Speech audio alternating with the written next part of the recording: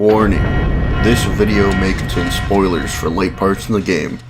If you plan on playing this at some point, turn back now. You have been warned. Yo, another top 5 coming out today, here with top 5 1,000-year door bosses. Most of these bosses are some childhood favorites, not so much anymore as I've said my views on whack till dead enemies, but some have a little extra in order to actually start the whacking. Without further ado, let's get into it.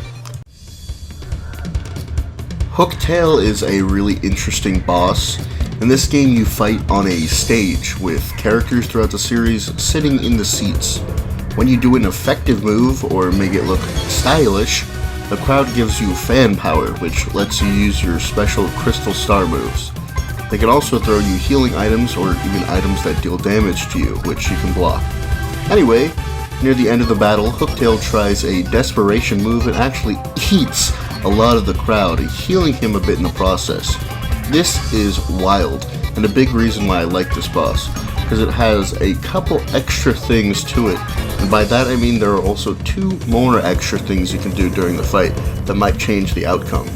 The big one being getting the FX badge, which changes the sound effect that your hammer makes inside and outside of battle, sounding like a cricket, which multiple characters hint that Hooktail is afraid of them. Actually, using it in the boss battle decreases Hooktail's defense and attack, meaning if you block, Hooktail will deal no damage. The second point is that during the fight, Hooktail will ask Mario if he wants to smell his feet, in which agreeing he steps on you.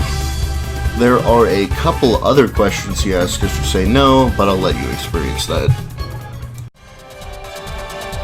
This boss was an interesting fight due to the fact that this is the second time fighting this boss, technically, as this is an upgraded version. It's basically just a reskin, though it actually is a harder fight, giving me a lot of trouble as a kid. Nothing crazy about this battle, but it is a fun and good finality to Lord Crump as the moon base gets destroyed.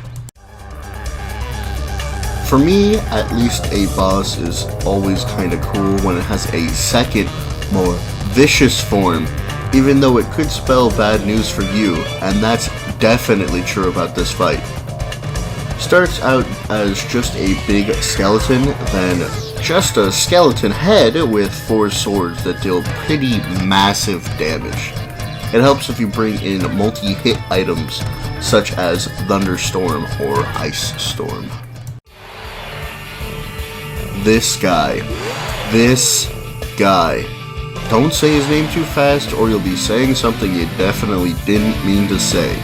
The entire chapter had been leading to this fight between this annoyance of a character who thinks he's a top dog, only to get toppled by someone who came from the absolute bottom. The fight involves him jumping into the rafters, only being able to be hit by a couple moves in which will send him falling to the floor with not flight, giving you the opportunity to finally whack a character that I truly dislike, making the fight 100 times more satisfying. Here are some honorable mentions for some bosses that were cool but just didn't make the cut.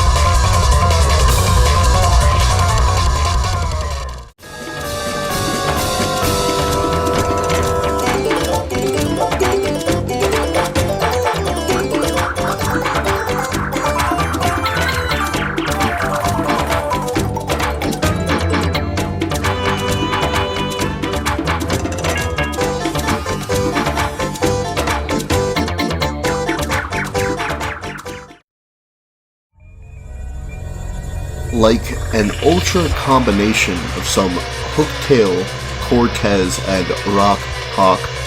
This boss has two forms, offers you a choice to join her, and the whole game had been leading to this final fight, which at least in the beginning you fight a goth version of Princess Peach, leading to an earthbound / many-game-esque characters believing that Mario can save the day, giving him the strength to fight the true powers of the Shadow Queen in order to close the door for another 1,000 years. Like I said, the bosses aren't crazy or anything and aren't my particularly favorite style of boss, but they each have something a little different that I like about each of them. Hope you enjoyed, and see you next video.